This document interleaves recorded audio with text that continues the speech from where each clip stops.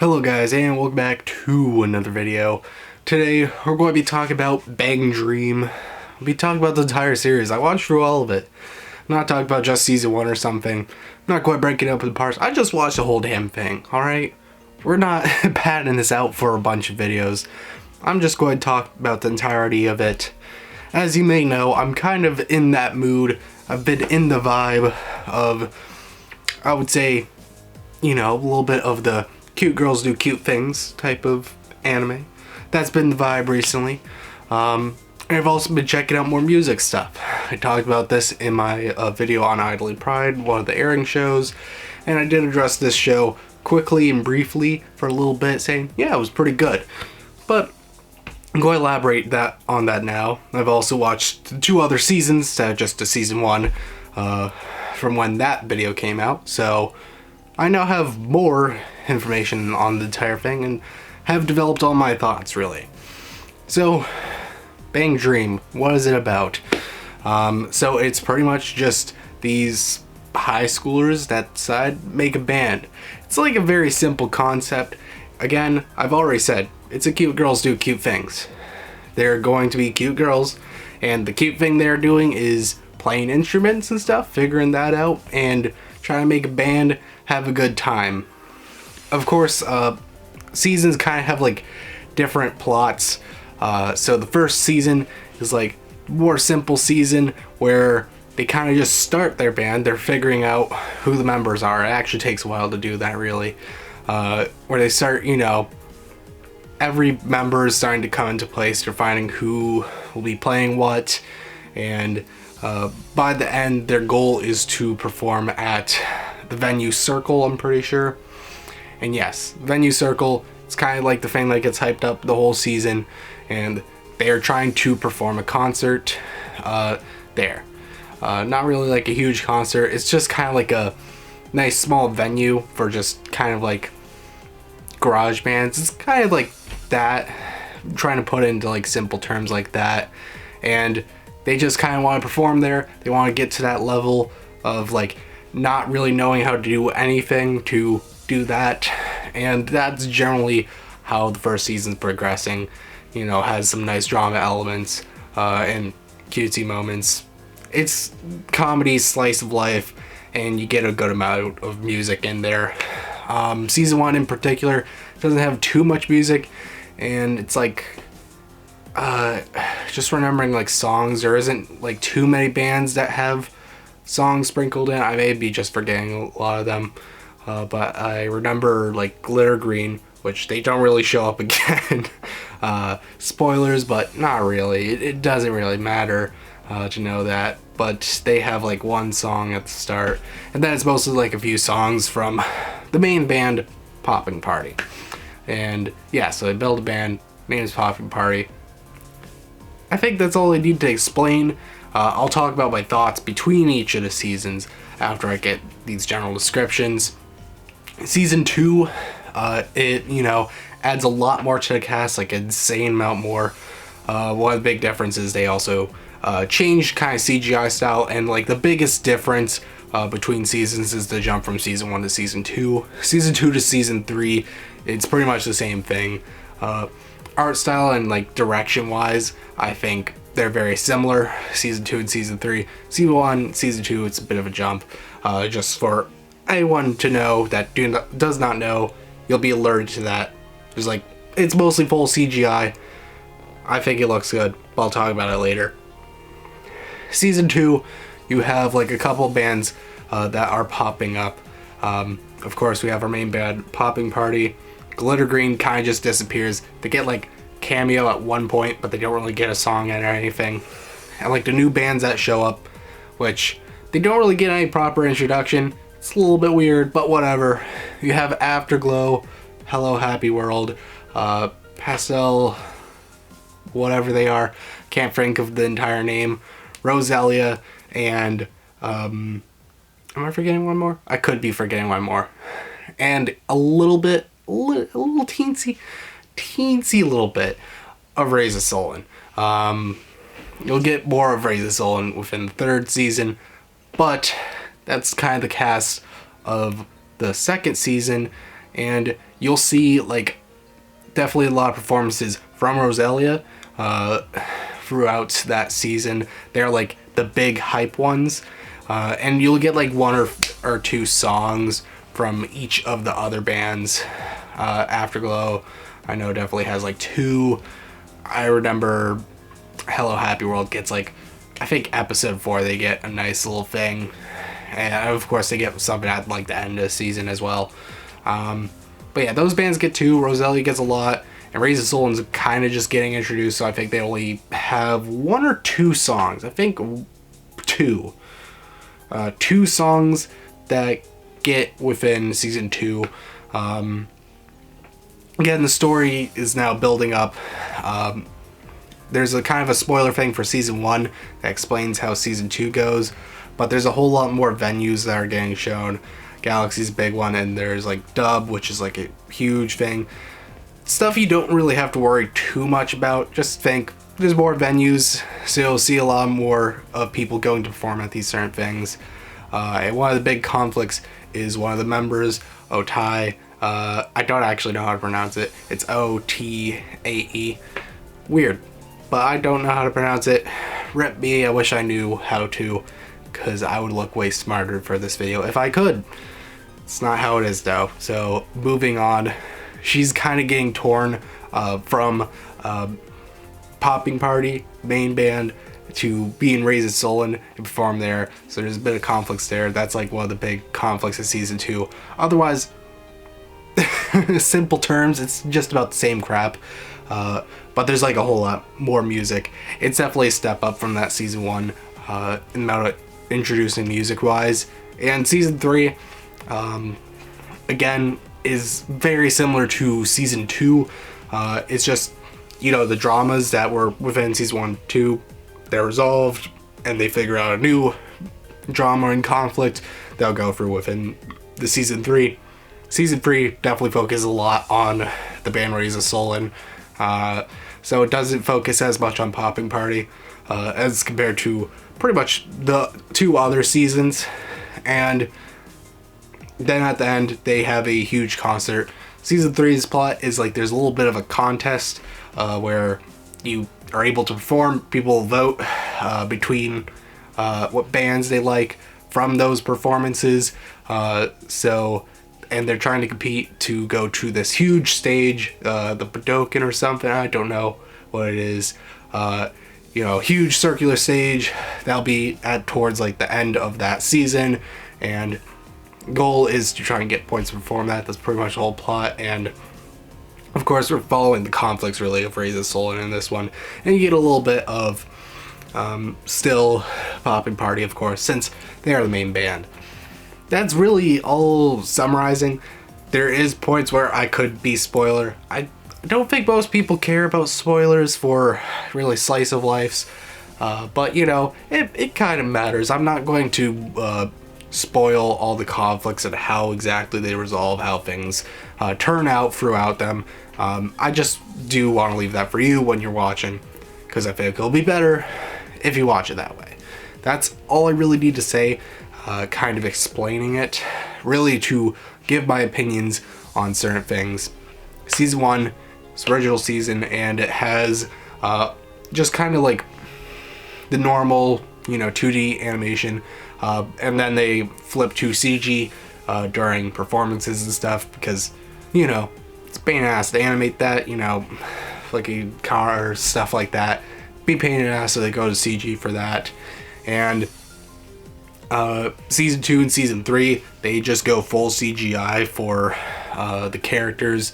If you are a character that plays the band, you have a CGI model pretty much, and you know, that's how the whole show plays throughout. So that's something to inform you about. I know a lot of people hate CGI. I personally do not particularly care. You know what? I'm just going to say it. And I'm actually happy that season 2, season 3 just went full CGI, because I honestly don't like the jump between it. I rather have full 2D or full 3D. That's kind of my opinion on the matter. So I generally like that they just went full, so jumping back and forth, and possibly having a sketchy model for the 3Ds that are maybe just kind of not want to watch performances. No, they spend their whole time on the models, and the models generally look pretty good. There's definitely a little bit of problem. I think there's a bit of stiffness. It's something where I watched it, I'm like, okay, this is a decent model, though, I miss 2D, but something I quickly got used to. Like, by the second episode, I was completely used to it, and you won't even bat an eye by the time you're, like, towards the end of the second season. You'll be completely used to that style, and I think it works perfectly fine. And there's definitely stuff they do with complementing. As I said, models are a little bit stiff, but they do, like, good humor that works well to stiffness of the characters. So yeah, like, good on them. They knew exactly, like, things to complement it. Definitely season 2 and season 3 I'm going to talk about a lot, because I think they have a lot more of oomph compared to season 1. One of the big things is, as I said, it's a bit of a comedy thing, as long as being slice of life and music. Comedy is a little bit of an element. It's kind of the, cute girls do cute things comedy, but they add a little bit more to it. And in that form of comedy, and even if you took out every other element from the show and this was strictly a comedy series, really, I think season 2 and season 3 would not be bad. Like, I think that's how funny they actually are. Like, they have pretty good things. Like, timing and stuff is freaking impeccable. I don't know how they did it. I don't know why they were that good with their, like, timing and stuff on some of these jokes. It's not even like, insanely thought out, well-written jokes. They just know how to time it perfectly. It's something I really liked. And also they know how to work well with the stiffness of the characters to, I think, perform some pretty good jokes in there. So I definitely really like that. Season 1 definitely falls apart on those parts. I don't think it's as funny. But I think, it's nice and laid back. But though, once you watch season 2 and season 3, you look at season 1 and be like, man, this wasn't as great. It's one of those. Definitely with the case with the music as well. I've already said before within the video that is a little bit, didn't have as much music. It was just stuff from the main band, really, and one from that other band that kind of just disappeared after. Season 2 and season 3 are quite amazing when it comes to music, especially season 2. Problem with season 3, definitely, because I did rate it like a little bit lower than season 2, is they definitely repeat a lot of songs that, get introduced. And it'd be nice to, see new songs, definitely. Where season 2, it just starts throwing a bunch of new stuff at you. I think there was like 4 new things from like Rosalia and stuff. There's like 2 for each of the new bands. And even if those like other bands weren't as good, it's like those are new songs. That's potential for your playlist right there. There's definitely a lot of stuff added within season 2, and season 3 ended up repeating a lot of the songs. You'll notice repeating is a big thing. And I wish, every time there's a song be a new one. Ain't a perfect world though, so whatever. It's fine, I guess.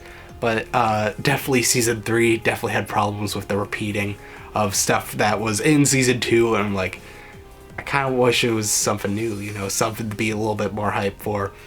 Season 3, it still did give you stuff. There was like 3 things from Raise a Soul, and again, the openings and endings by Popping Party, of course. And there's like 1 from Popping Party and 1 from Rosalia that were new at the end of season 3. So did give you stuff, but goddamn season 2 absolutely landed it with the amount of new songs. And again, you're wondering, because it's generally a music thing, are the songs good? Music is pretty objective in taste, what some person will like, the other person won't. So I can't really give the clearest rating, but I was quite surprised. I was quite happy with the music that got shown. There's a lot of stuff that I really love. Stuff that I like, I'm like, man, this slaps. I wasn't expecting that going in. Thought it would have like a nice poppy sound. Again, the main band's popping party, you know. It's kind of what I expect, a nice poppy sound. And I'll be honest, I'm a bit of a metalhead. I just want to bang out, alright? That's my vibe, alright? I'll just be straight honest with you. That's how it works. And you know what? The show got you covered. Not season 1 though. Season 1 don't really got you covered in that. But yeah, it definitely has more of a rock sound to it, which is definitely very nice. I'd rather have that over just a more pop sound. But man, if you are kind of like metal, you'll be very surprised because it does, well, not anymore, you won't be surprised anymore. I've told you now, there's like more metal stuff in there. I'm like, hell yeah. As I said, the band Rosalia, they're the one that hits with the metal. They're really good. Love them. They're amazing. I think Raise the Soul is also quite an amazing band. Like, Rosalia and Raise the Soul music are amazing. They're god tier. I love them. Thank the Lord they're in this show, otherwise I wouldn't like it as much. Really, like, the show would be quite dampened if it wasn't for, like, the banger songs that they introduce, especially. It's something that I really enjoyed. You know, it very much quenched the thirst for a good music that even, you know, fills in the genre that I usually gravitate towards. I wasn't expecting that because who would really expect that? You almost never hear like Japanese metal, but you know, finally, for once, you'll get some of that in your life. Hell yeah. And they do have a little bit more of like pop sounds, some idol stuff. Again, each of the bands kind of like cover a different sort of form. I'll say like Afterglow is a little bit more like punky in a sense. Rosalia, mostly metal. Raise the Soul, it's definitely a bunch of boundaries, but it's more like techno-y of them. It's not super techno-y, otherwise I definitely want to like it, but has a little bit of more techy sound. And they made me actually like more tech stuff, so good on them. Like the songs in there, really good. As I said, the humor actually hits pretty well. And just the nice little character actions. It works great as a cute girls do cute things anime. It's very much hits that, and it have great music as well. It's honestly a surprisingly very good anime. If it seems anything up your alley, I do suggest it would be something you should check out. It's not something where you'll be sorely disappointed or like, oh, thought I may have something good on my hands. No, if you think this may look good, just not like pure, just seeing it, then go for it. You should be good. It should slap. But thank you guys so much for watching. If any of you guys have actually watched this show, which I know it's not huge for anime fans, it really just has a cult following itself. If you watched it, what is your favorite band? What is your favorite song? Just simple questions. I kind of want to know. What are your vibes? Personally, Rosalia, best band. I think you can sense that from what I've said in the video. And the best song is Firebird, definitely. Out of all the songs we played, Firebird. Second up would be Exposed Burnout, which was one of the Raise the Soul songs. I think in like episode 4 or something. Yeah. Maybe not episode 4, maybe a little bit later. I think it's the one with the music video. But yeah, thank you guys so much for watching. Hope you guys liked and enjoyed. And I'll see you guys in the next video. Goodbye.